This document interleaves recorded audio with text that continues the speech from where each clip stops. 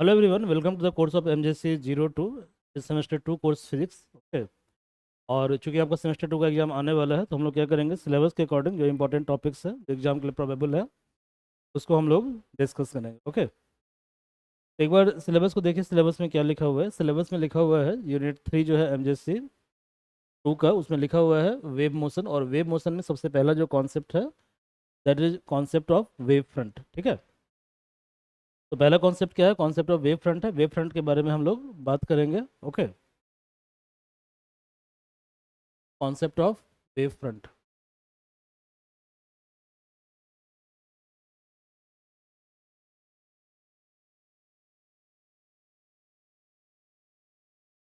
Wave front के बारे में हम लोग बात करेंगे।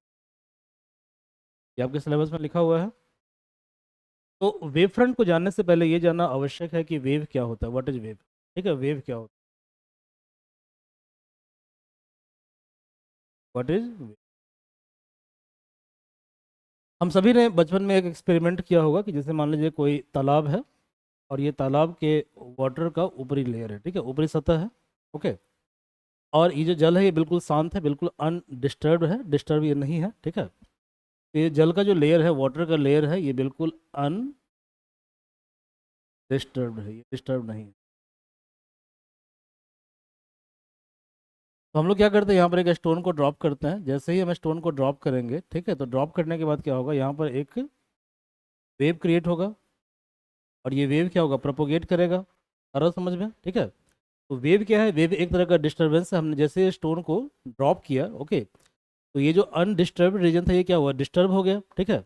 और ये जो डिस्टर्बेंस है ये इस पॉइंट से स्प्रेड होकर, ओके, यहाँ से स्टार्ट हुआ डिस्टर्बेंस और ये स्प्रेड होकर कुछ पार्ट इधर गया और कुछ पार्ट इधर गया, और इसी पार्ट को हम बोलते हैं वेव। तो वेव क्या है? तो wave is a kind of disturbance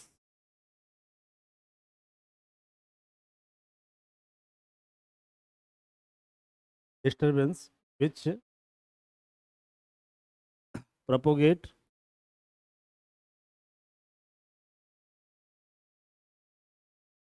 propagate with or without medium, with और विदाउट मीडियम। तो या तो वो मीडियम के बिना प्रोपोगेट करेगा या मीडियम के साथ प्रोपोगेट करेगा, इसी को हम बोलते हैं वेव। ठीक है। तो ऐसा वेव जो मीडियम के बिना प्रोपोगेट नहीं कर सकता है उसको हम बोलते हैं साउंड वेव, जैसे मैकेनिकल वेव होता है। ठीक है। तो फॉर एग्जांपल जो साउंड वेव है, it is example of wave propagating with medium. ठीक है। Light wave does not require medium for propagation, तो इसको बोलते हैं नॉन मैकेनिकल वेव। क्लियर है? खैर वो हम बाद में डिस्कस करेंगे मैकेनिकल नॉन मैकेनिकल क्या होता है। अब वेव में क्या होता है कि पार्टिकल तो ट्रांसफर नहीं होता है, पार्टिकल एक ही पॉइंट पे रहता है। क्लियर है? तो particle do not transfer from one point two other. Okay. But wave में दो फैक्टर ट्रांसफर होता है। पहला फैक्टर है मोमेंटम और सेकेंड फैक्टर है एनर्जी। ओके। तो momentum and energy transferred from one point two other point during propagation of wave. Okay, so during wave propagation,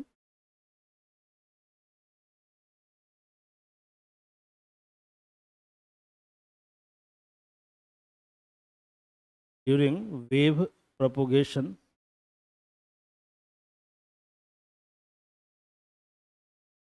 momentum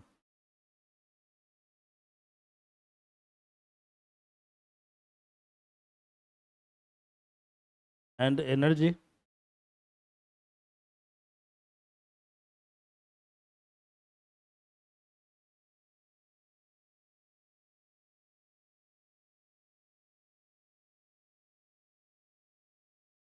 transferred from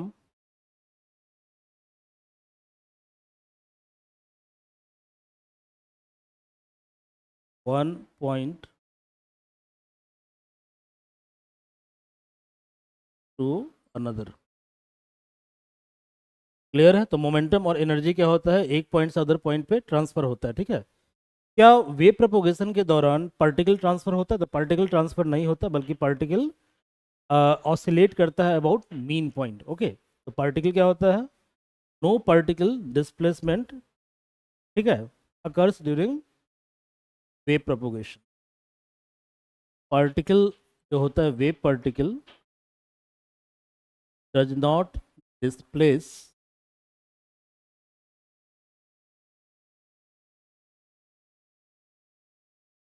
during propagation of wave.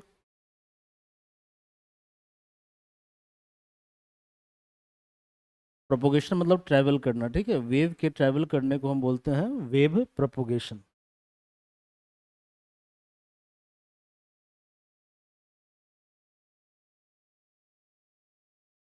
Wave के travel करने को हम बोलते हैं wave propagation. Clear है? Wave propagation में क्या होता है कि वेव पार्टिकल डिस्प्लेस तो नहीं होता है, बट वेव पार्टिकल, ठीक है, oscillates about mean point. Okay, wave particles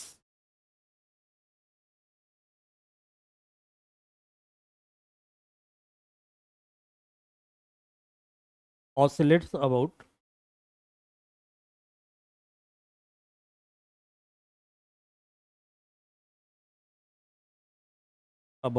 the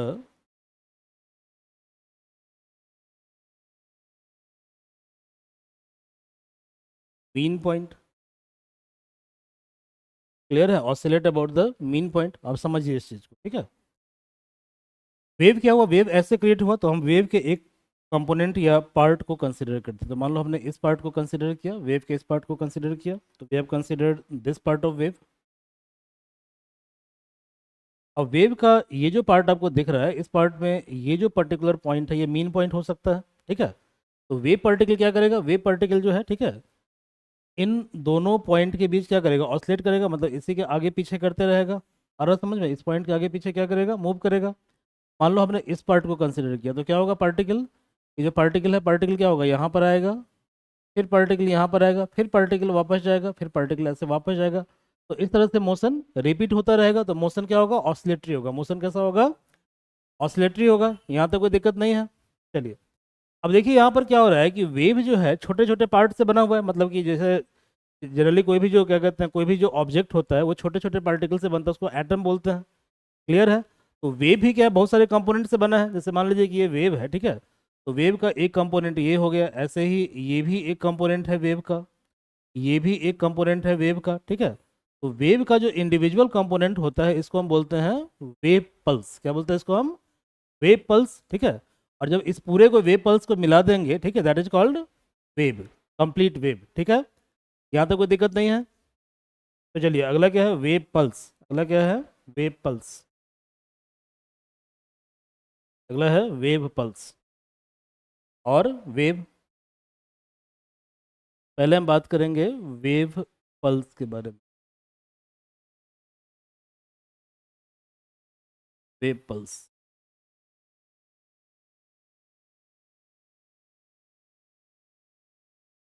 ये क्या था? ये वेव का डिस्टरबेंस था, यही था disturbance.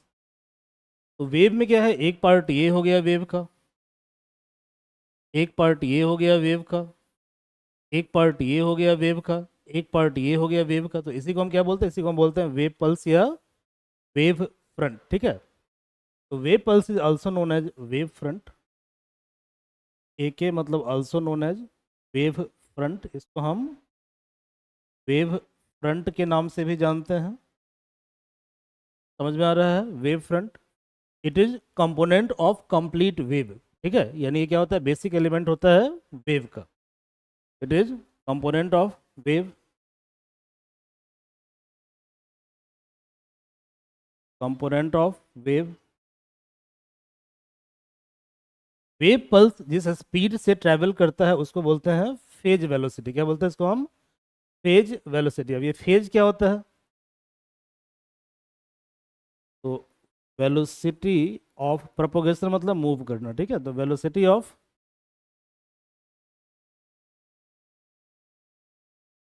Propagation, velocity of propagation of wave pulse, wave pulse और वेव फ्रंट, वेव पल्स और wave front is called phase velocity. क्या बोलते हैं इसको हम? Phase velocity, phase velocity. Phase कुछ नहीं होता है, फेज सिंपली एंगल होता है। फेज सिंपली क्या होता है? एंगल होता है। क्या होता है? एंगल। तो समझते हैं जरा, ठीक है। फेज वेलोसिटी, यहाँ तक कोई दिक्कत है? तो देखिए, वेव फ्रंट का एक और डेफिनेशन होता है, वेव फ्रंट का एक और डेफिनेशन होता है। जैसे मान लीजिए कि हमने एक एलईडी बल्ब ले लिया, क्या ले लिया?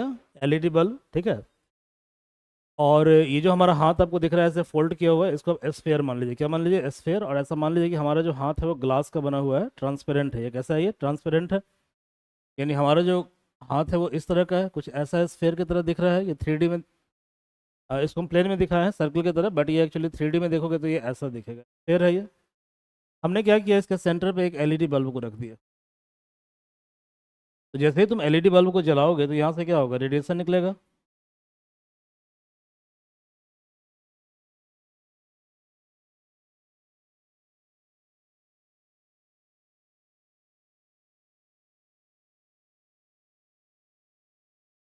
ऐसा एक रेडिएशन निकलेगा। आ रहा समझ में? अब ये जितना भी रेडिएशन है ये क्या कर रहा है? ये आपको रेडियस के डायरेक्शन में है। कौन से डायरेक्शन में है? रेडियल डायरेक्शन में। रेडियल मतलब अलोंग रेडियस। क्लियर है? अब यदि यहाँ पर एक हम टेंजेंट को ड्रॉ कर दे तो रेडियस और टेंजेंट के बीच का एंगल कितना डिग्री होता है? 90 डिग्री। ऐसे तुम इस पॉइंट को कंसिडर करो, तो देखो ये रेडियली है और ये टेंजेंशियली है, तो एंगल कितना होगा? 90 डिग्री। ये रेडियस के लॉन्ग है, ये टेंजेंट के लॉन्ग है, एंगल 90 डिग्री। ये रेडियस के लॉन्ग है, ये टेंजेंट के लॉन्ग है, angle 90 degree. It is along radius, it is tangent, angle 90 degree. ठीक है? तो हर एक पॉइंट पे, ठीक है, एंगल कितना फ्रेम किया जा रहा है? 90 डिग्री। तो ये जो एंगल फ्रेम किया जा रहा है इसी को हम फेज बोलते हैं। क्या बोलते हैं इसको? हम फेज बोलते हैं। ओके। और हर एक फेज कितना डिग्री है? 90 डिग्री है। तो all points have constant phase. इसको भी हम बोलते हैं वेव फ्रंट। तो वेव फ्रंट का एक्चुअल डेफिनेशन यही होता है कि locus of all points having constant phase. Locus of all points,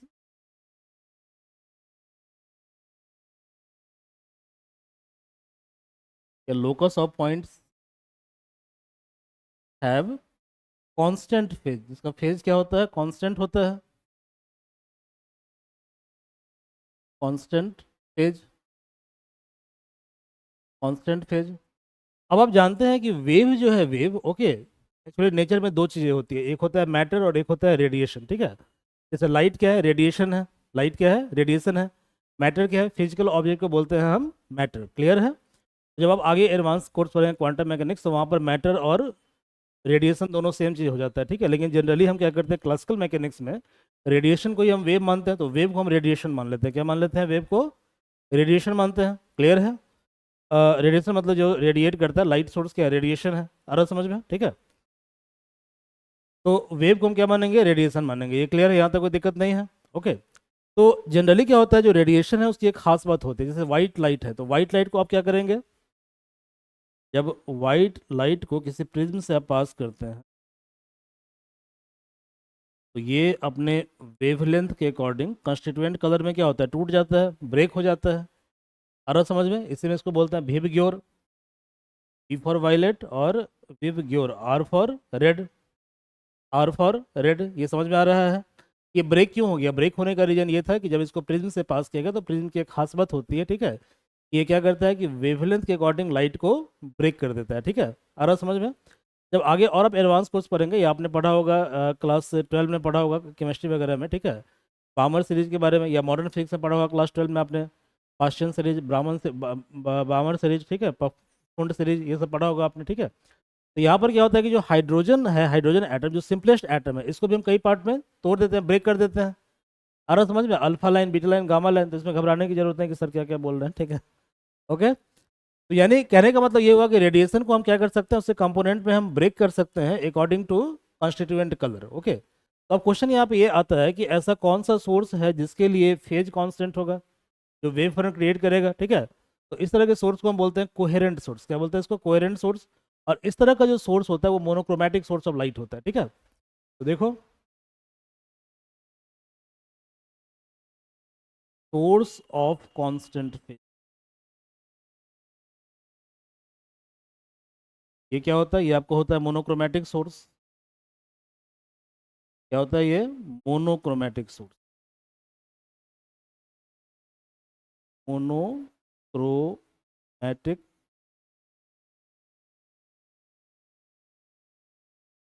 source. Mono मतलब क्या होता है? मोनो मतलब सिंगल। क्रोम मतलब कलर। क्रोम मतलब कलर। सिंगल कलर सोर्स को बोलते हैं मोनोक्रोमैटिक सोर्स, ठीक है। तो जो मोनोक्रोमैटिक सोर्स है इसका सिंगल वेवलेंथ और सिंगल फ्रीक्वेंसी होता है। क्या होता है? सिंगल वेवलेंथ और सिंगल फ्रीक्वेंसी होता है। तो इसका वेवलेंथ और फ्रीक्वेंसी क्या होगा? सिंगल होगा। यानी इसका जो वेवलेंथ है कांस्टेंट होगा। इसका वेवलेंथ, वेवलेंथ क्या होता है ये जानते हैं कि आप नहीं जानते? बताइए। वेवलेंथ, तो वेवलेंथ क्या होता है? कांस्टेंट होता है। इसका फ्रीक्वेंसी क्या होता है? कांस्टेंट होता है। फ्रीक्वेंसी भी इसका कांस्टेंट। क्लियर है? फ्रीक्वेंसी भी क्या होता है? फ्रीक्वेंसी को न्यू से डिनोट करते हैं, ये भी कांस्टेंट हो। ये दो चीज़ें कांस्टेंट होती है। इन प्रॉपर्टीज को आगे हम यूज करेंगे, ठीक है। इसको हम आगे यूज करेंगे। Now what is wave actually? Wave front समझ में आ गया? वेव फ्रंट क्या होता है? तो यहाँ पर कुछ सोर्स दिया हुआ है और इसका वेव फ्रंट कैसा होता है ये भी दिया हुआ है। ये है सोर्स और ये है शेप ऑफ वेव। शेप किसका? वेव फ्रंट का। वेव फ्रंट का। तो सोर्स यदि इन्फिनिटी पे है, कहाँ पर है? इन्फिनिटी पे है। वेव फ्रंट कैसा बनेगा? प्लेन बनेगा, ठीक है। कैसा बनेगा? प्लेन वेव फ्रंट बनेगा। इसका बेस्ट एग्जांपल है कि आप क्या कीजिए, एक कनकेक्स कनकेव मिरर ले लीजिए, ठीक है। या कन्वेक्स लेंस ले लीजिए, ओके। और कन्वेक्स लेंस को क्या कीजिए आप, उसकी खास बात क्या होती है कि लाइट को वो कन्वर्ज कर देता है, ठीक है। तो कन्वेक्स लेंस को आप क्या करें, तो आप सनलाइट के सामने रख दें, ठीक है। तो क्या होगा, जितना भी रेडिएशन आ रहा है इन्फिनिटी से, सब क्या होगा? कन्वर्ज हो जाएगा। इसको कन्वर्जिंग लेंस भी बोलते हैं। तो यहाँ पर एक शेप बनेगा। ये शेप कैसा होगा? 2D शेप होगा। कैसा होगा? 2 डायमेंशनल होगा। यही प्लेन हो गया। यदि सोर्स पॉइंट सोर्स है, सोर्स क्या है? पॉइंट सोर्स है। वेव फ्रंट कैसा बनता है? एस्फेरिकल शेप का बनता है। वेव फ्रंट कैसा बनता है? एस्फेरिकल। जैसे आपने यहाँ पर देखा, ये कैसा वेव फ्रंट है? पॉइंट सोर्स के कारण एस्फेरिकल वेव फ्रंट है। स्फेरिकल वेव फ्रंट है। यदि सोर्स आपका लाइन सोर्स है, कैसा सोर्स है? लाइन, यही तीन पूछता है। लाइन सोर्स है तो वेव फ्रंट कैसा बनेगा? सिलेंड्रिकल बनेगा, ठीक है। वेव फ्रंट बनेगा सिलेंड्रिकल। जैसे हमने क्या किया, हमने एक ट्यूबलाइट ले लिया, ठीक है। ट्यूबलाइट है। ट्यूबलाइट से जो रेडिएशन निकलेगा वो रेडिएशन कैसा होगा? ऐसा होगा। इस तरह का होगा रेडिएशन। तो यहाँ जो वेव फ्रंट का निर्माण होगा कुछ इस तरह का वेव फ्रंट बनेगा। आ रहा समझ में? तो ये वेव फ्रंट कैसा है? सिलेंड्रिकल वेव फ्रंट है। यही तीन आपको एग्जाम के लिए याद रखना है, ठीक है। अब अगला है आपका ग्रुप वेलोसिटी। सॉरी, अगला क्या है? वेव ट्रेन या वेव, वेव ट्रेन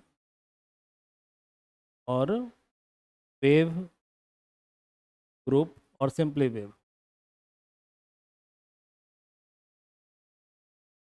और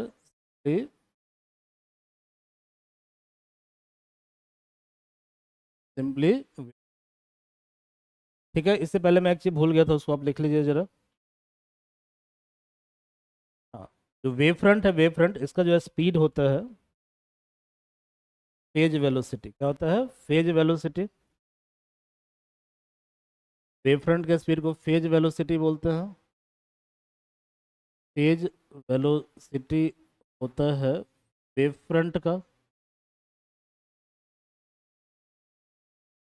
वेव फ्रंट का फॉर्मूला होता है वीपी बराबर चेंज ऑफ एंगुलर फ्रीक्वेंसी बटा चेंज ऑफ वेव नंबर। यहाँ पर जो ओमेगा है, ओमेगा ये होता है 2 पाई/टी और 1/t होता है फ्रीक्वेंसी बाई न्यू। क्लियर है? और इसको बोलते हैं एंगुलर फ्रीक्वेंसी।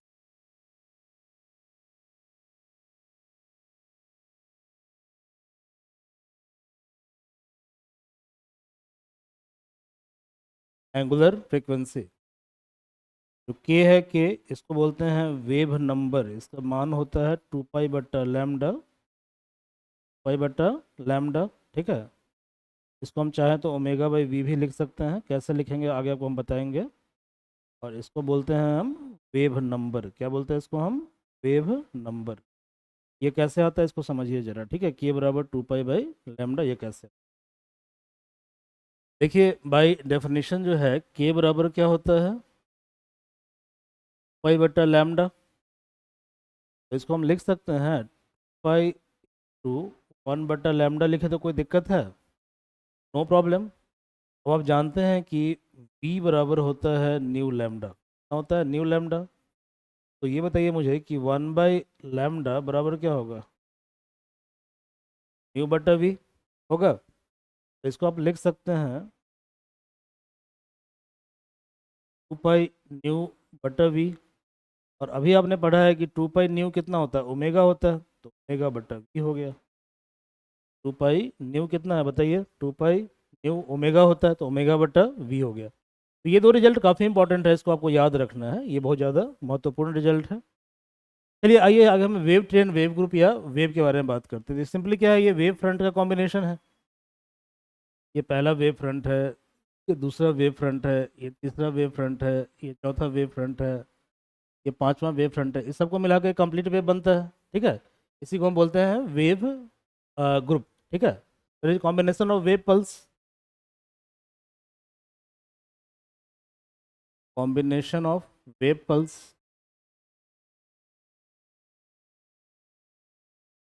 ये वेव पल्स या वेव फ्रंट का कॉम्बिनेशन होता है। क्लियर है? और ये जिस स्पीड से प्रोपोगेट करता है उसको बोलते हैं ग्रुप वेलोसिटी, ठीक है। It propagates with group velocity. Velocity of propagation is called group velocity.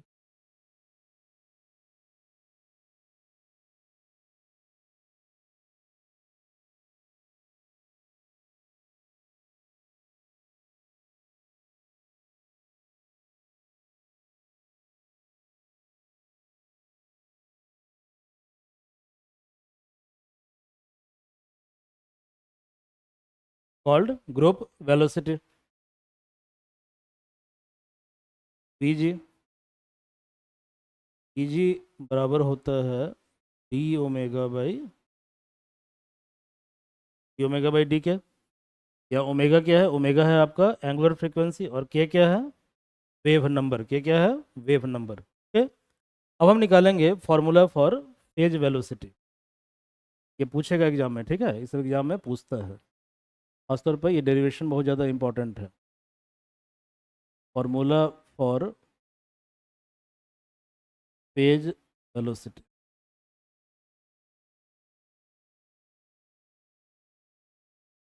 Phase velocity, formula for phase velocity. देखो हम जानते हैं, we know that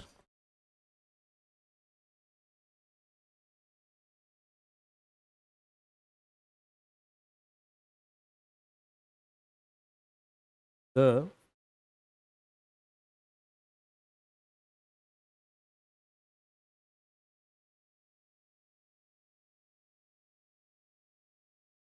equation of travelling wave is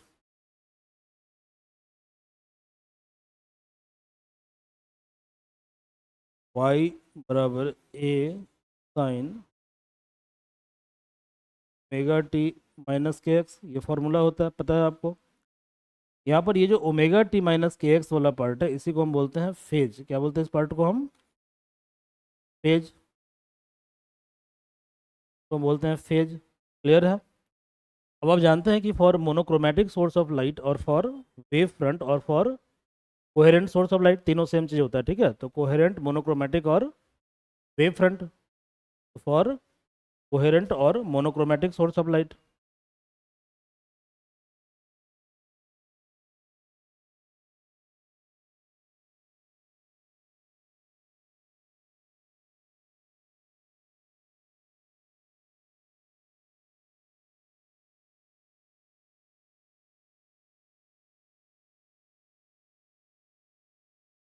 light phase क्या होता है? फेज कांस्टेंट होता है। Mega T minus K x बराबर क्या होगा? कांस्टेंट। आ रहा समझ में? अब इसको आप कर दें डिफरेंशिएट।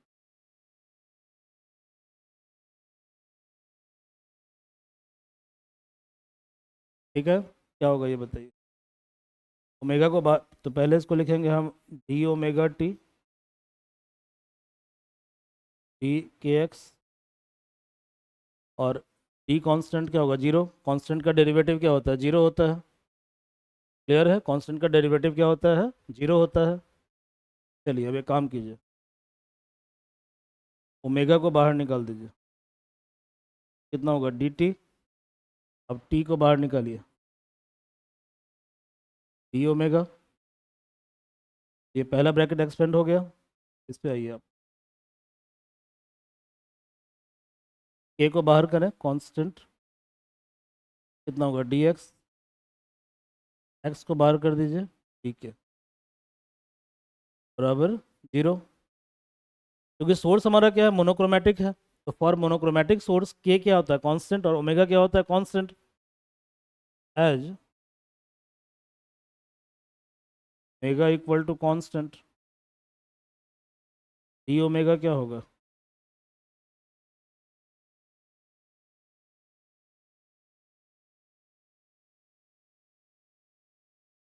जीरो। के इक्वल टू कांस्टेंट,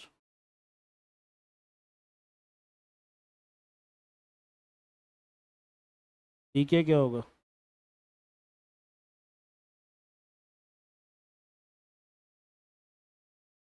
जीरो। तो देखो यहाँ पे डी ओमेगा जीरो हो गया, और डी के क्या हो गया? जीरो। डी के क्या हो गया? जीरो। क्या बचा आपके पास? ओमेगा डी टी माइनस के D x.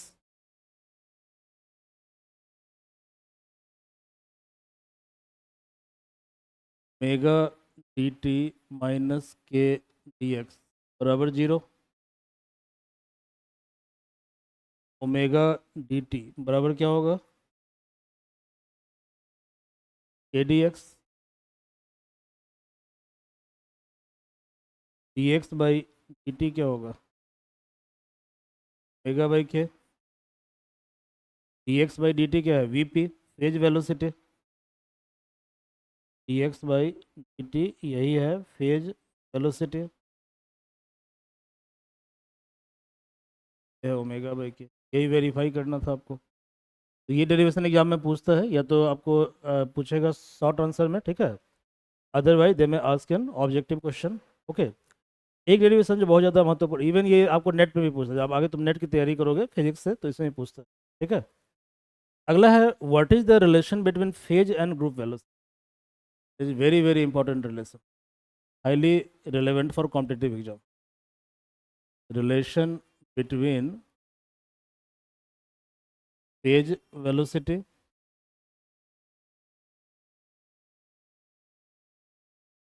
Phase velocity and group velocity. तो तुम आगे तुम जैम की तैयारी करोगे, आईआईटी जैम का सब एग्जाम में ये सब क्वेश्चन पूछे जाते हैं।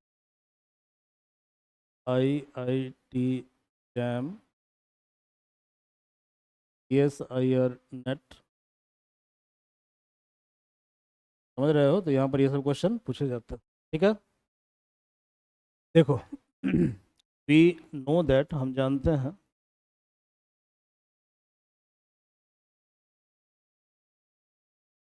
पीपी बराबर क्या होता है? ओमेगा बाई के। और हम ये भी जानते हैं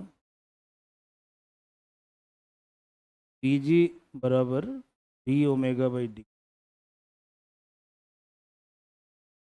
इसको हम लिख सकते हैं डी बाई डी के, और ओमेगा को यदि हम लिखें के वी पी तो कोई प्रॉब्लम है? No problem. नो प्रॉब्लम ना। चलिए, तो डी बाई डी के वी पी, के V P, D by D के वी पी, वी पी को बाहर पहले कर दी, डी के बाई डी के। अब के को बाहर कर दी, क्या होगा, D V P by,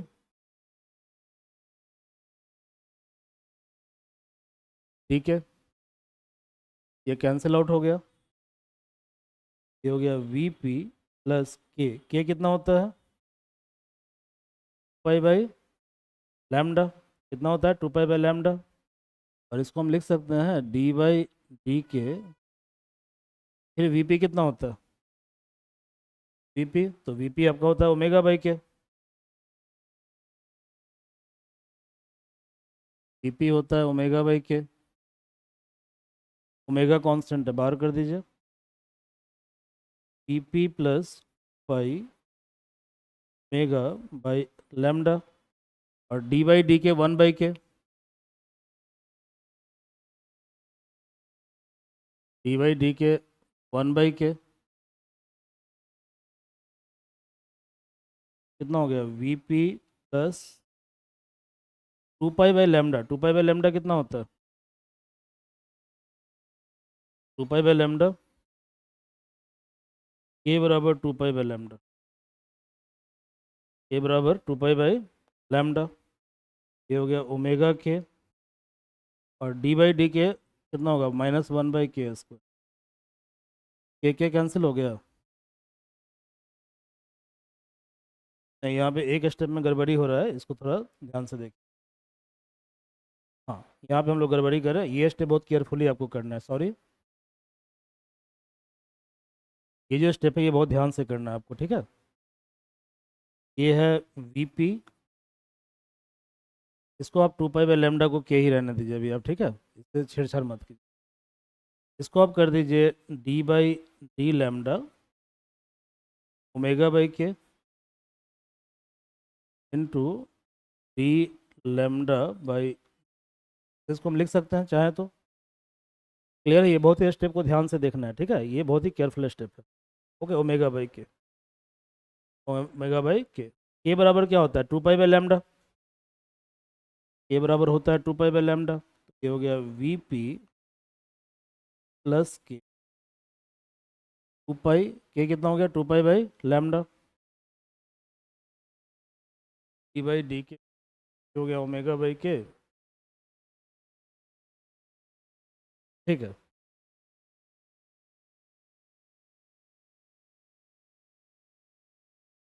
D by D lambda,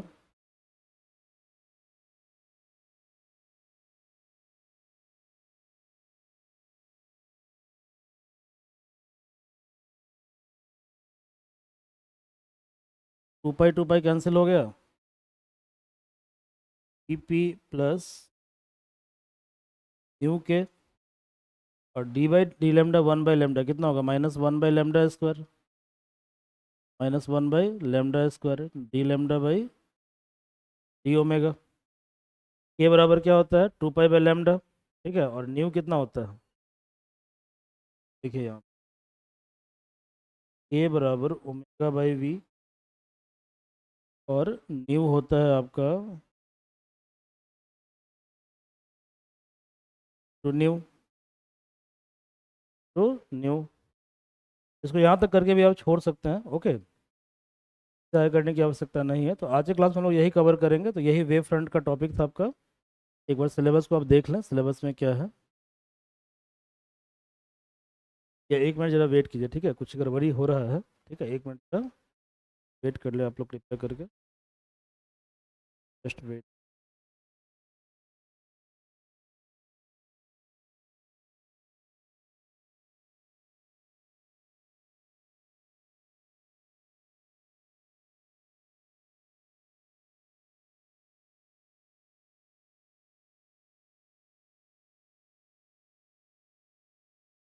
yes, यहाँ पे गड़बड़ी हो गया, इसको ठीक कर, सॉरी,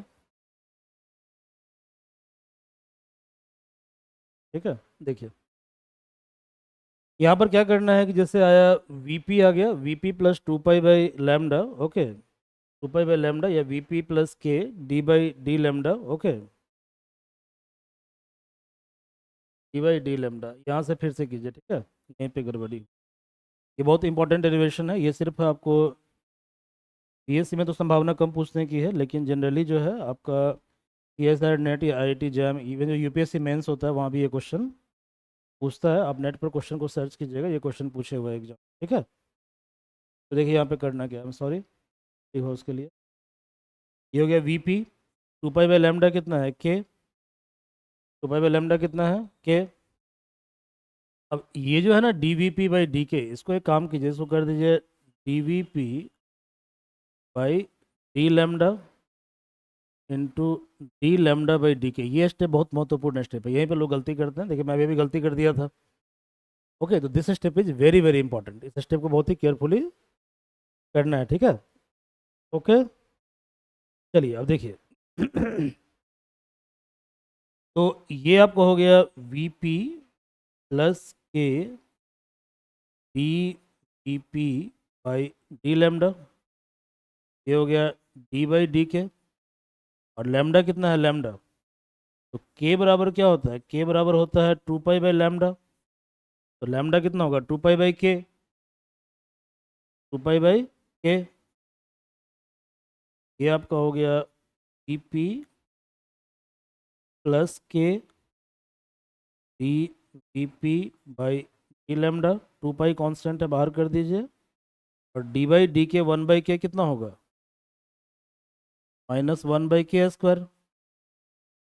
तो देखिए K और K कैंसिल आउट हो गया, ठीक है। K और K क्या हुआ, कैंसिल आउट हो गया। तो 2 पाई बाई K फिर क्या होता है, लैम्डा होता है। तो ये कितना हो गया, पाई बाई K फिर लैम्डा होता है। देखिए VP minus 2 pi by K, यही आ रहा है ना, VP minus 2 pi by K DVP/D lambda,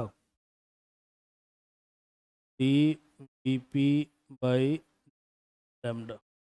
2 pi by फिर K फिर क्या होगा, लैम्डा होगा, क्योंकि lambda equal to 2 pi by K। ये हो गया VP minus lambda D lambda. It is very very important relation, ठीक है। यहाँ से देखो क्या आ गया, VG बराबर आ गया VP minus lambda D/, IAS mains में पूछा हुआ क्वेश्चन है, ठीक है।